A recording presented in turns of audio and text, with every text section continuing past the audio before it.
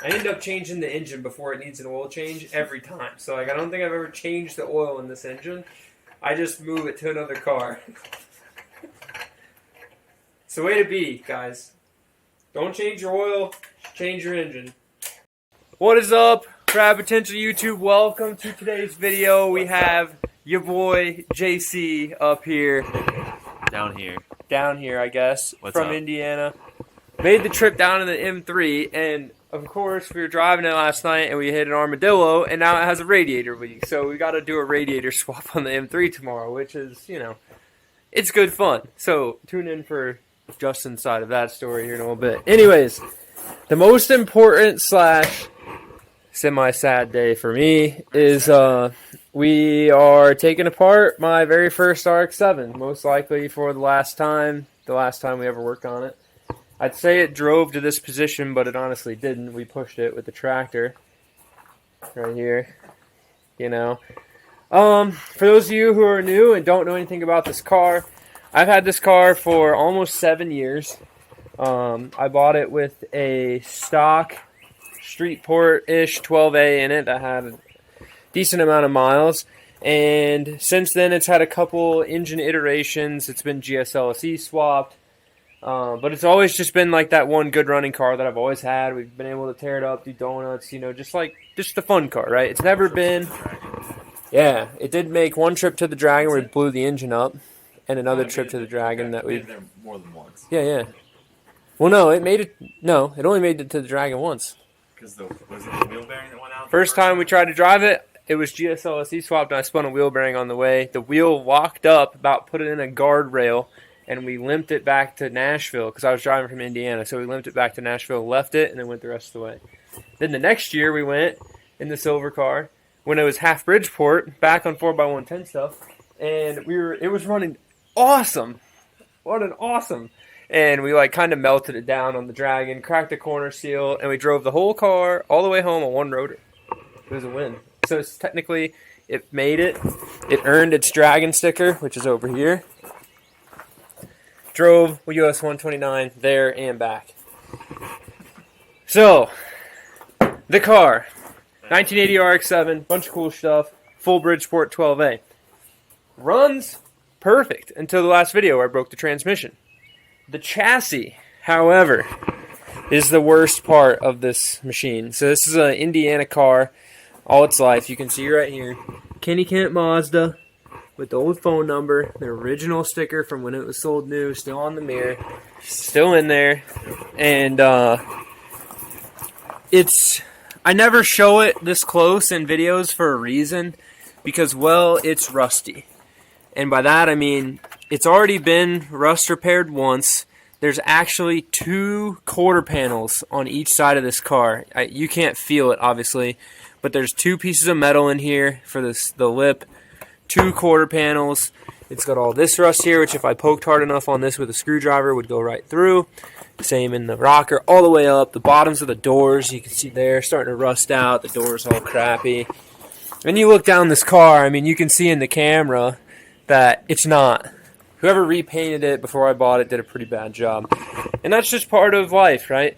When I bought the car, I was not that experienced in cars, and you know, kind of got a car that had some bad bodywork and bad rust and didn't know that it was like that when I bought it. But, you know, you live and you learn, right? So you'll see here in this video, because we're going to take all of the suspension out from this car and put it in another car, you will get to see how rusty the bottom of the car is, because it looks decent from here. It does not look good from the bottom. So this will be Justin's kind of second time working on this car, because he helped us pull the engine out the last time. And first time really doing a major overhaul in this. We've allocated one day. I think we'll take 6 hours probably to do the swap. I'm not going to fire this car up right now, but trust me, it 100% runs. It's not. We haven't started on it in any way. And we're going to make this whole setup, the 12A, the 4x110. I've got another 5-speed, and we're going to put all of that in a gslse. So we're going to have the most un-gslse out there of gslses. 12A car, so a 12A gslse with small brakes. It's going to be great.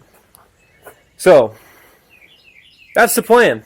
What are your thoughts, Justin? That's kind of a mouthful there. I'm going to put in a little montage through this whole little section of all the cool old pictures I have of this machine from back the first day I got it and everything. But what do you think? It's a sad day, but it'll live on. Yeah. Live on in the 99 car. I'm really torn to have an FB now. I was always an SA guy. Like, the back of this car is decent enough. I really want to like section it right here and put this taillight panel on my other car. Because SA for the win. So, oh yeah, Justin's dog Kona's down here giving Letty a run for her money this weekend. They're going to be covered in all sorts of slime, mud, crap, slobber, the whole deal. Getting it. So, we're going to get to work. Thank you guys for tuning in. We're going to go ahead and start cranking this deal out. So, get stoked to see this car turn into a bare shell chassis, and then the other car, which we put in the shop, which you'll see sprinkled in the time lapse once we start talking about stuff, is actually pretty good. So, Today, we're going to fire it up. That car drive out of the shop. Yeah, we're definitely driving it out of the shop today. So, that's where we're at. So, let's get cracking.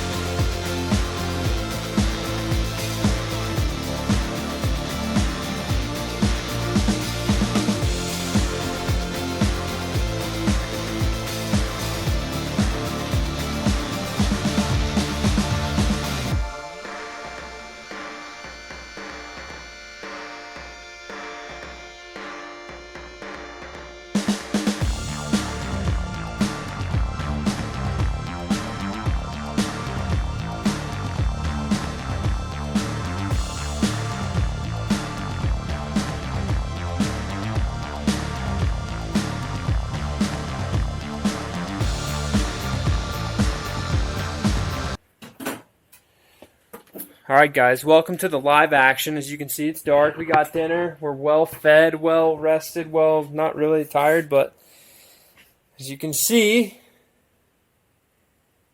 we're ready to try to burn this car to the ground before we start. So, if you are keen, and you can see right here, this is an FC fuse block that has been wired in to replace all the fusible links on this car. We're just going to say that it used to work, and I'm not going to investigate much further than that. So we sent power to it. That's where power should go. So we've got the battery leads hooked back up. We're fixing to hook the battery up. Everything as far as under the car is done besides fluids. So we need to put trans fluid in, drop a shifter in it real quick, and then oil and coolant, and bleed the brakes. But so other than fluids, it's ready to like test, electricity. And then once I figure out what I need to do for the coils, we'll have Justin start putting fluids in it. So anyways, we're going to go ahead and put this battery cable on and see what happens. Ideally nothing. Yeah. Which so far. And now we're going to have Justin go inside the car. We're not going to try to start it, but let's just turn the key on. Let's see, does the radio come on? Like, what do we get going on here with this? Ho ho! Oh, look at that radio, dude! Maybe go one more? Look at that radio! Alright, that's just accessory.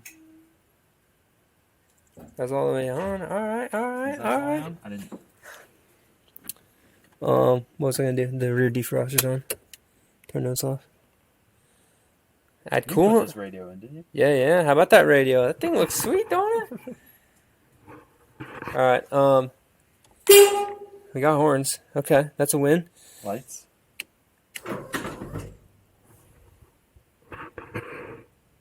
We got lights. We do we have dash lights? No dash. That works. That sounded crunchy with those going down. We're gonna have to investigate further. Does the fan work? Yep. Oh baby, we're doing things and stuff. We're doing things and stuff. It's not on fire. We got blinkers.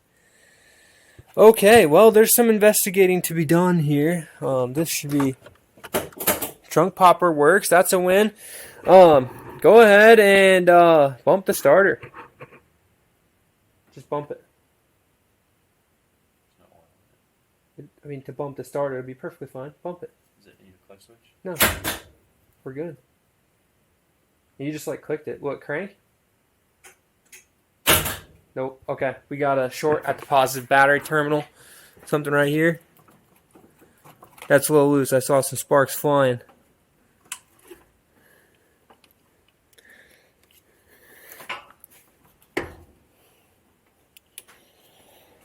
Did you hook up fuel already? No, nothing for the fuel pumps hooked in. Crank it again.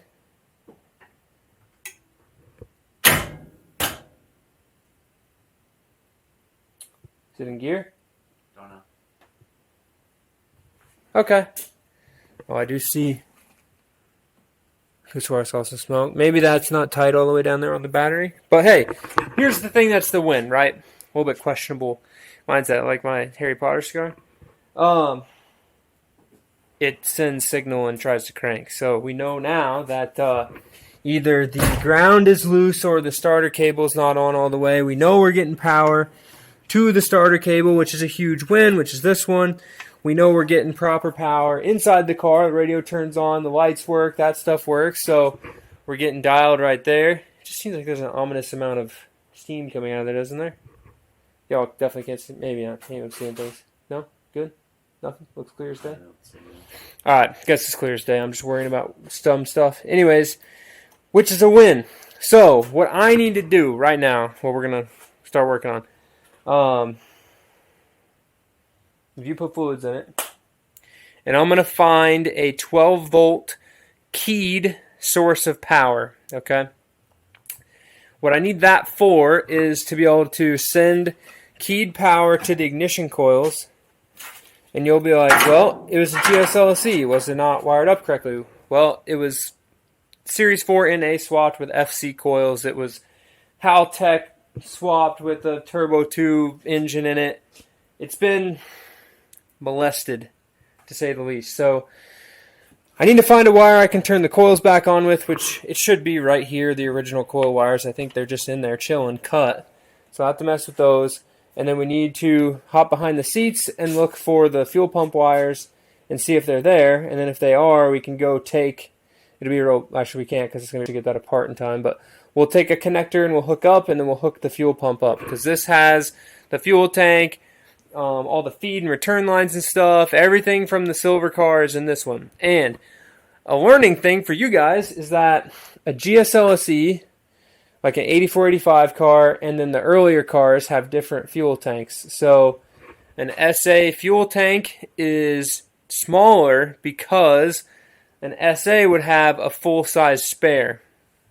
An FB car, the later ones, and I cannot confirm this for 81 to 83. I do not own one of those, never have.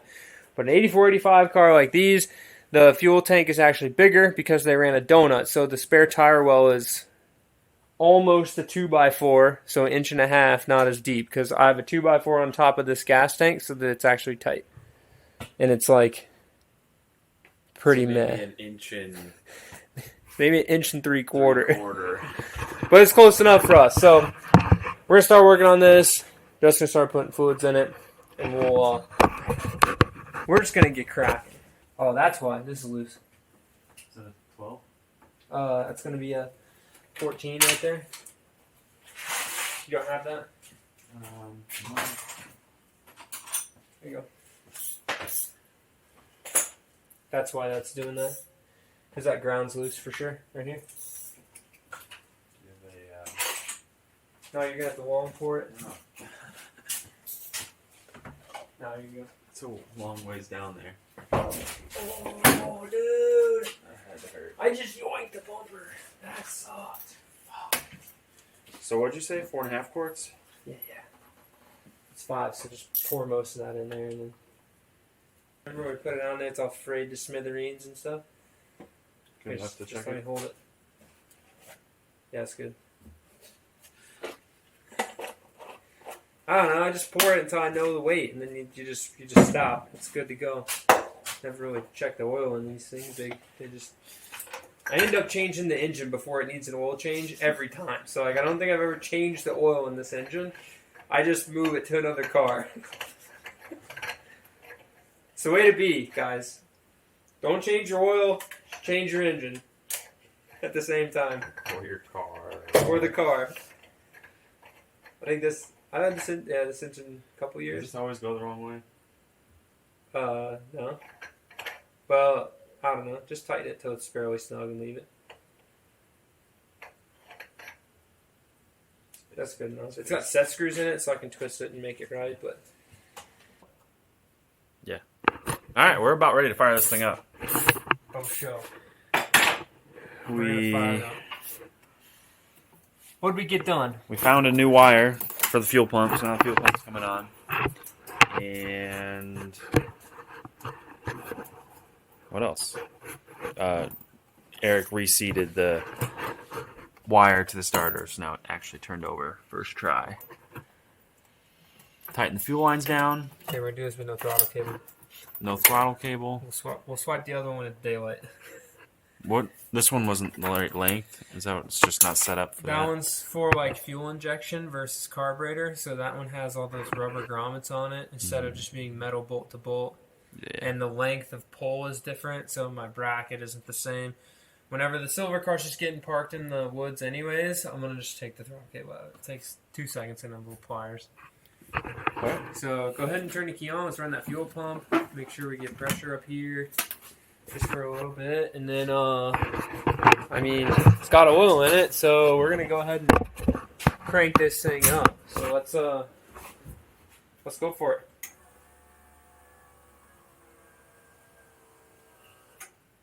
Keep going. All right, crank it.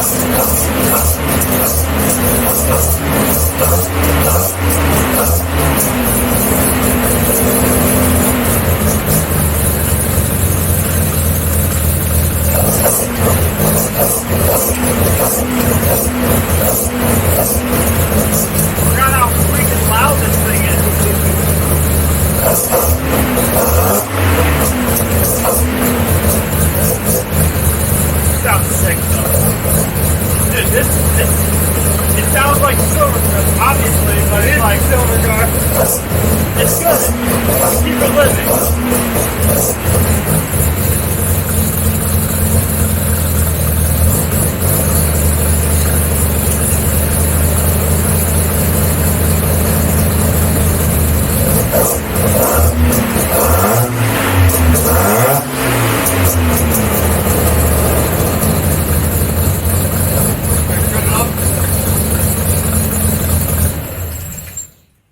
That's a huge win.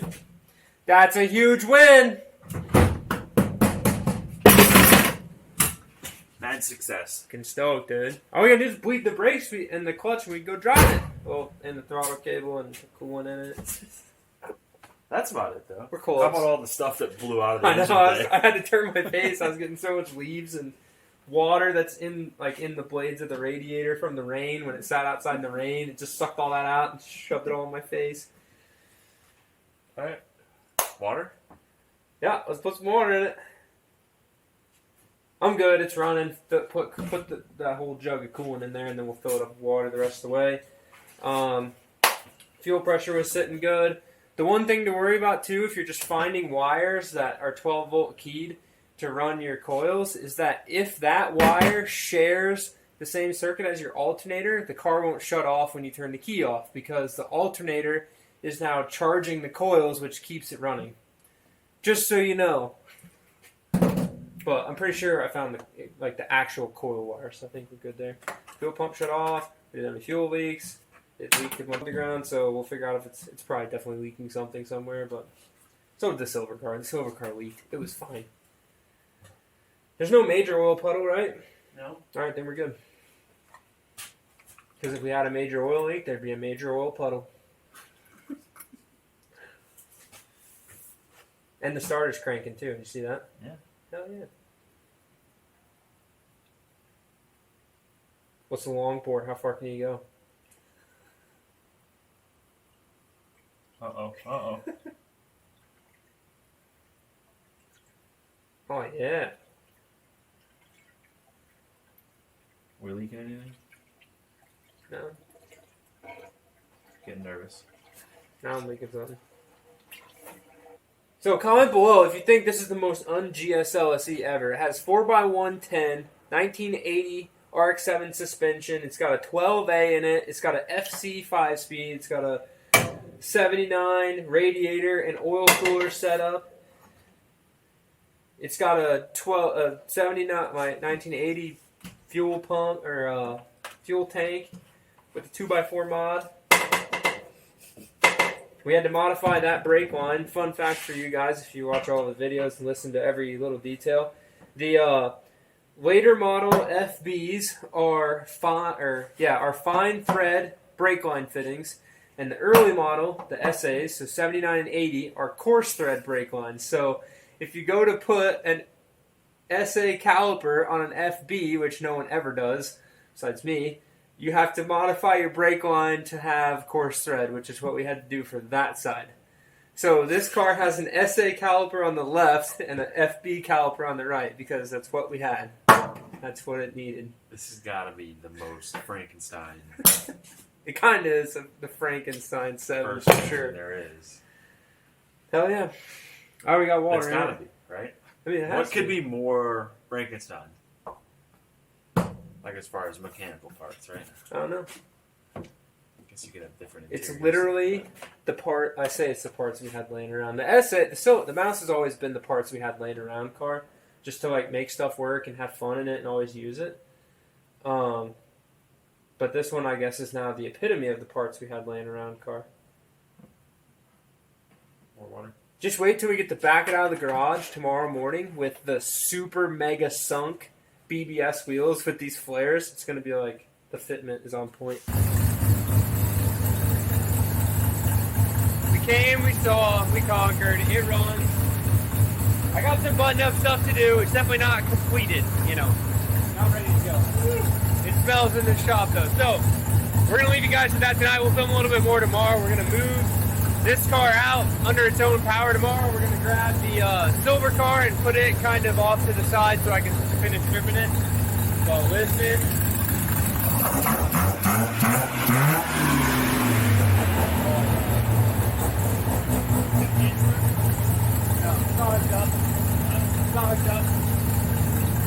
So good. Alright, well, we're going to see you in the morning. We're going to go have a drink. Shut that baby off. Woo!